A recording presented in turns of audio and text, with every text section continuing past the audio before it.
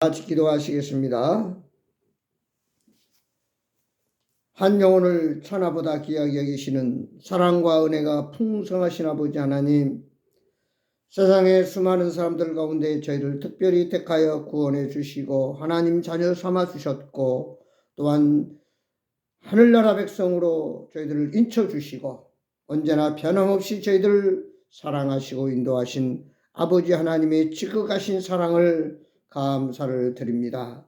아버지 하나님, 세상은 마지막 때에 많은 징조들이 여기저기서 나타나고 있습니다. 이제 주님 오실 때 가까이 오고 있는데 저희들 깨어 기도하며 아버지 하나님 오실 때에 참으로 준비해서 잘했다 칭찬받는 충성된 종들이 되게 하여 주시옵소서. 아버지, 참으로 저희들은 어리석고 연약합니다. 주님 붙들어 주시고 새 힘을 주시고 성령으로 충만케 하셔서 능히 세상을 이기고 남음 있는 능력 있는 삶을 살아가도록 도와주시기를 원합니다. 아버지, 여러 가지로 몸이 약합니까? 아버지, 환경의 제약을 받고 있습니까? 물질 때문에 어려움을 당하고 있습니까? 아버지, 사람 때문에 상처를 받고 있습니까? 우리 사랑하는 성도들 한 사람 한 사람 붙들어 주셔서 예수 그리스도는 내 인생의 모든 문제의 답이 되고 해결자가 되신다는 사실을 믿고 오늘도 주님께 의뢰할 때 주님께서 깨끗이 건강도 주시고 필요도 채워주시고 문제도 해결해 주실 뿐 아니라 참으로 마음에는 기쁨이 있고 감사가 있고 평화가 넘치는 복된 삶을 살아갈 수 있도록 도와주옵소서. 하는 일일마다 범사에 형통하고 영육간에 강건해서 마음껏 아버지 하나님 기뻐하는 일을 잘 감당해 갈 수 있는 하나님의 백성들로 축복해 주옵소서. 오늘도 주님 예비하신 한 해의 신령한 만나를 먹고 이 세상을 능히 이기고 남음 있는 복 있는 삶이 되게 하시고 샘 곁에 무성한 가지가 담을 넘어 많은 나무를 살리듯이 영혼을 살리는 축복의 통로들이 되게 하여 주시옵소서. 이 시간 예배를 주님께 의뢰하고 말씀에 주시옵소서. 말씀대로 순종하여 30배, 60배, 100배 열매를 맺기를 원합니다. 주여 역사해 주옵소서. 예수 그리스도의 이름으로 간절히 기도드리옵나이다. 아멘. 찬송가 88장, 새 찬송가나 합동이나 똑같이 88장입니다.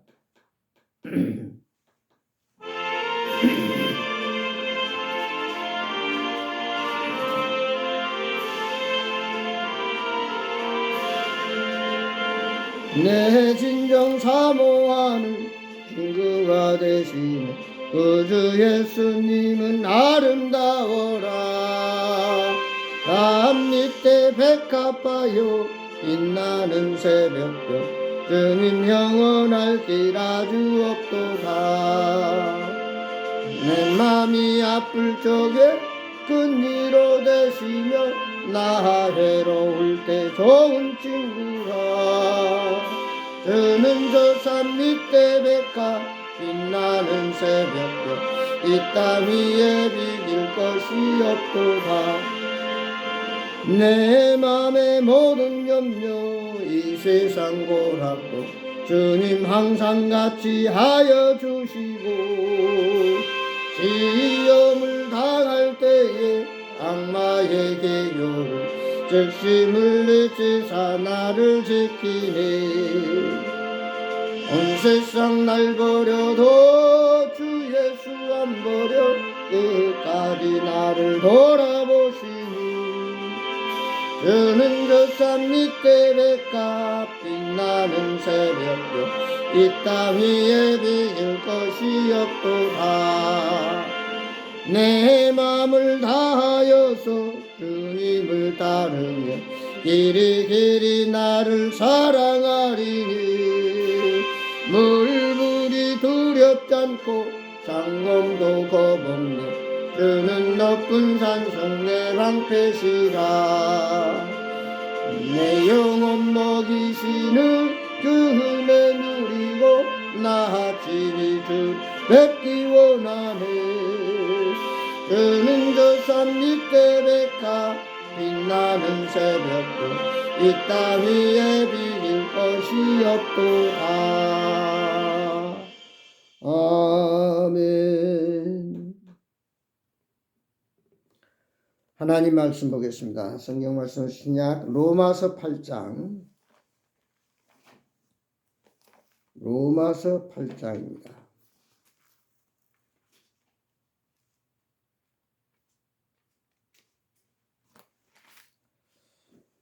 로마서 8장 1절에서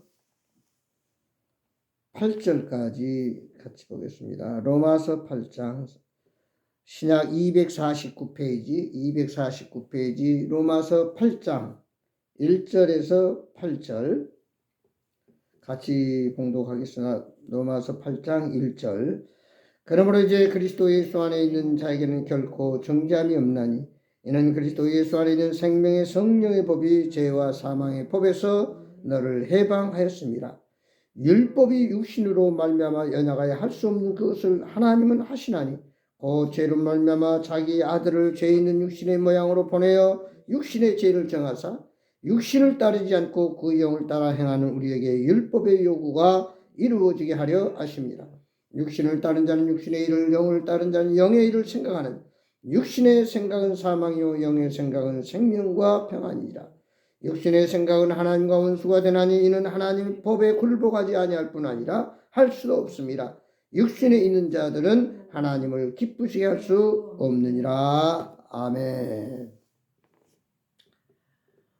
오늘은 나는 예수님의 증인이다.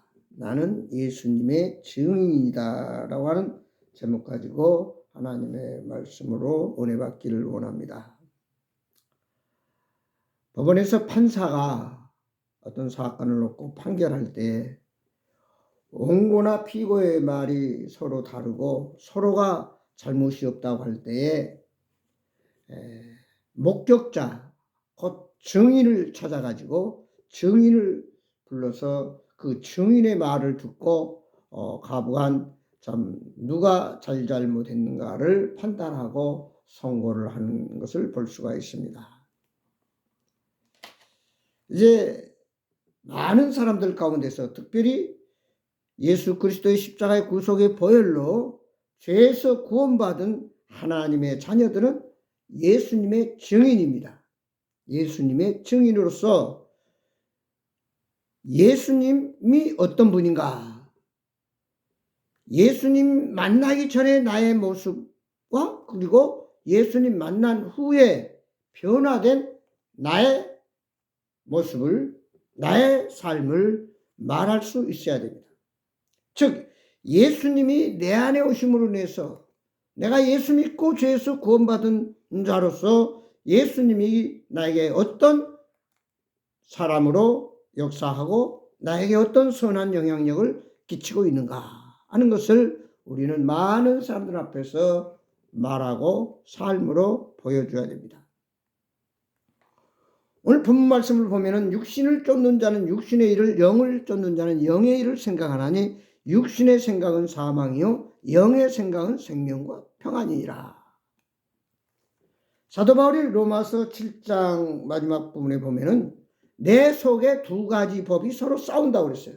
한마디로 육신의 법과 하나님의 법, 성령의 법 두 사이에서 서로 싸워서 때로는 육신을 따르고 때로는 성령을 쫓고 이것이 인간들의 마음이다. 그러나 오늘 로마서 8장 1절인 말씀대로 그러므로 이제 그리스도 예수 안에 있는 자에게는 결코 정죄함이 없느니 이는 그리스도 예수 안에 있는 생명의 성령의 법이 죄와 사망의 법에서 너를 해방하였다. 결국 내 안에 육신의 법과 성령의 법이 서로 싸우는 가운데 갈등이 있고 아픔이 있지만 그러나 이제 우리가 예수 믿고 죄에서 구원받고 성령이 내 안에 계시면은 이제 성령의 법이 나를 모든 두려움과 또 죄악과 육신적인 것들에서 해방을 받았다. 자유함이 있다 하는 사실. 세상 만사는 모든 일은 참 마음가짐에 따라 달라집니다. 내가 어떤 반응, 어떤 태도를 갖느냐에 따라서 엄청난 결과가 주어집니다. 그래서 우리는 이 내가 생각하는 그 의식을 어떻게 가느냐에 따라서, 출발하느냐에 따라서 전혀 내게 유익이 될 수도 있고 엄청난 낭패를 가져오고 참으로 실패를 가져올 수 있습니다. 성경에 보면 가나안 땅으로 이제 이스라엘 백성이 들어가야 될 텐데 먼저 12 정탐꾼을 뽑아가지고 그 가나안 땅이 어떤 땅인가 하고 정탐을 보냅니다. 근데 정탐꾼들이 이제 돌아와서 모세 앞에 보고를 합니다. 근데 10명의 정탐꾼들은 똑같이 부정적인 보고를 합니다. 가나안 땅은 참 산지가 험하고 거기 있는 원주민들이 너무 강대해서 우리가 도저히 그 가나안 땅에 점령하기가 어렵겠습니다. 우리는 다시 돌아가야 됩니다 하면서 오히려 모세를 원망하며 모세를 향해 돌을 들어 치려고까지 합니다. 그러나 그 가운데 여호수아 갈렙 2명은 아닙니다. 비록 그들이 강하고 비록 산지가 험하다 할지라도 우리에게는 하나님이 계시기 때문에 여호와 하나님이 여기까지 인도하셨고 앞으로도 인도하시고 그 땅을 우리에게 주었기 때문에 우리는 능히 정복할 수 있고 그 땅을 차지할 수 있습니다. 저들은 우리의 밥입니다 라고 이렇게 보고를 했어요. 다시 말해서 오늘 영적인 사람들은 현실 위에 계시는 하나님을 바라보고 모든 결정을 하게 된다. 또 한편으로는 하나님을 믿는 사람들은 긍정적인 사람이지만 세상 사람들은 육신에 따라서 환경, 상황에 따라서 울고 웃고 때로는 부정하고 원망하고 불평을 하긴 합니다. 오늘 하나님께서는 이 믿음의 사람, 영의 사람, 여호수아와 갈렙을 통해서 이스라엘 나라를 유지해왔고 또한 하나님의 역사를 이어가고 있다는 사실입니다.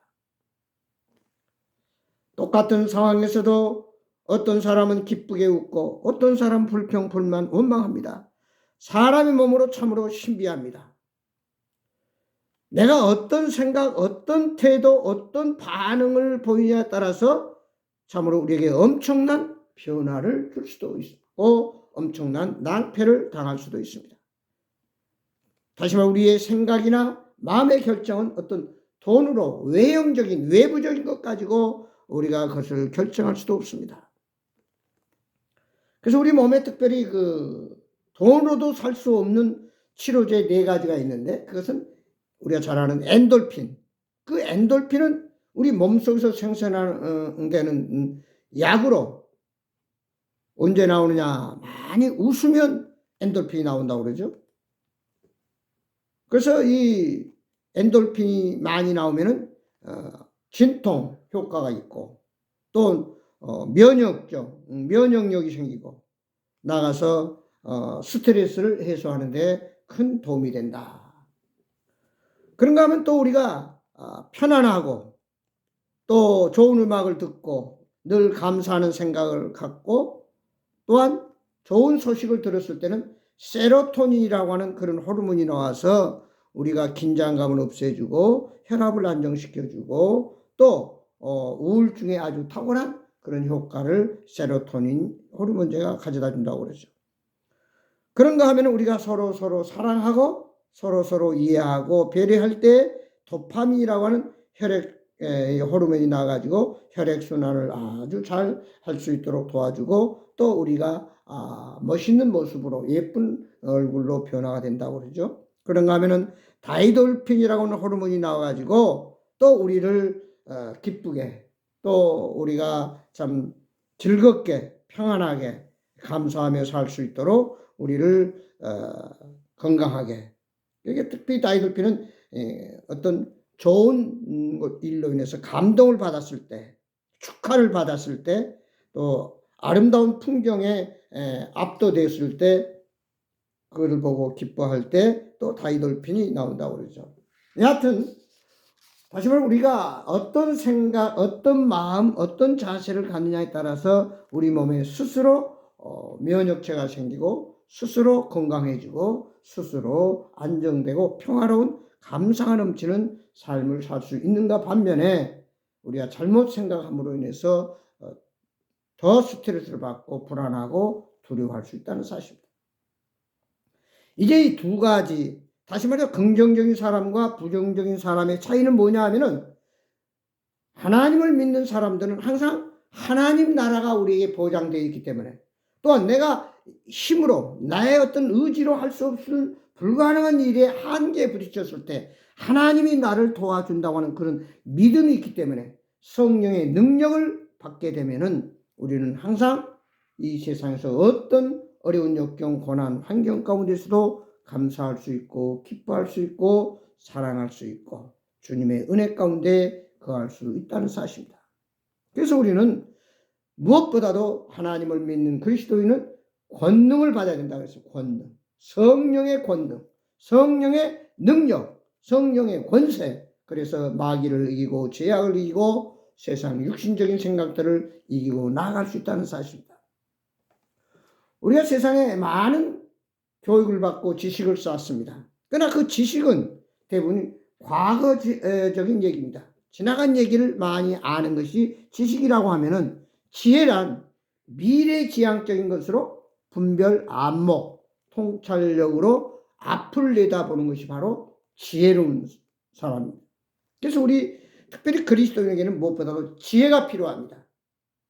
앞으로 세계가 또 내 인생이 또 그 다음에 내가 이 세상을 떠난 다음에 어떻게 될 것인가를 분명히 알고 확신을 가지고 살아가는 자들이 바로 믿음 생활을 잘 할 수 있습니다. 성경에서는 여호와를 경외하는 것이 지혜의 근본이라고 말하고 있습니다. 이 세상을 살아가는데 우리가 지혜로운 자가 돼야지 어리석은 자가 되면 안 됩니다. 적은 것 가지고도 감사할 수 있고 크게 축복을 누릴 수 있는 사람이 있는가 하면 많은 것 가지고도 그걸 다 탕진하고 스스로 거지가 되고 불평하는 사람이 있다는 사실. 그래서 우리가 지혜로운 자, 앞을 내다보고 앞으로 어떻게 될 것인가를 알고 거기에 준비하고 그 다음에 대비하면서 지혜롭게 사는 자가 바로 그리스도인, 하나님을 믿는 자라고 하는 사실입니다. 예수님께서는 세상에 오셔서 3년 동안을 제자들하고 함께 지내시면서 전파하고 가르치시고 고치시고 하셨습니다. 근데 제자들은 그 3년 동안 예수님을 따라다니면서 보았고 또 들었고 경험했습니다. 요한일서 1장 1절에서 우리가 들은 바요, 눈으로 본 바요, 주목하고 우리 손으로 만진 바라. 그러나 3년 동안 예수님과 동고동락했지만 제자들은 무기력했습니다. 베드로는 예수님 빌라도 법정에서 신문을 받을 때 조그마한 계집종이 와서 너도 저 예수와 한패가 아니냐 할 때 나는 도저히 전혀 모른다. 3번씩이나 모른다고 부인했습니다. 왜 그렇습니까? 바로 성령의 능력, 성령의 권능, 성령의 역사를 그들은 바로 받지를 못했기 때문에, 체험하지 못했기 때문에 이런 참 무기력한 순간순간 변하는, 변질되는 그런 삶을 살아가게 됐다는 사실. 그래서 오늘 사도행전 1장 8절에 예수님이 이제 모든 사역을 마치고 승천하시 직전에 하신 말씀이 있어요. 너는 오직 성령의 권능을 받아 예루살렘과 온 유대와 사마리아 땅끝까지 이르러 내 증인이 되리라.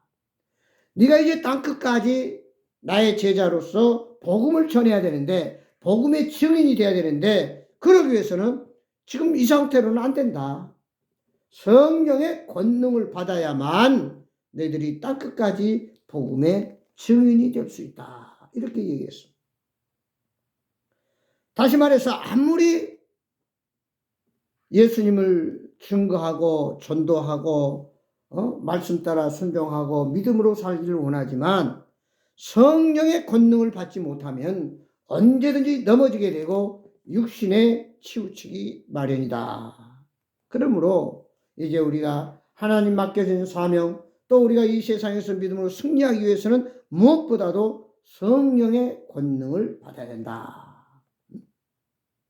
그래서 예수님 그 12제자들은 예수님이 돌아가신 후에, 승천하신 후에 마가의 다락방에 가서 120명이 간절히 기도했습니다.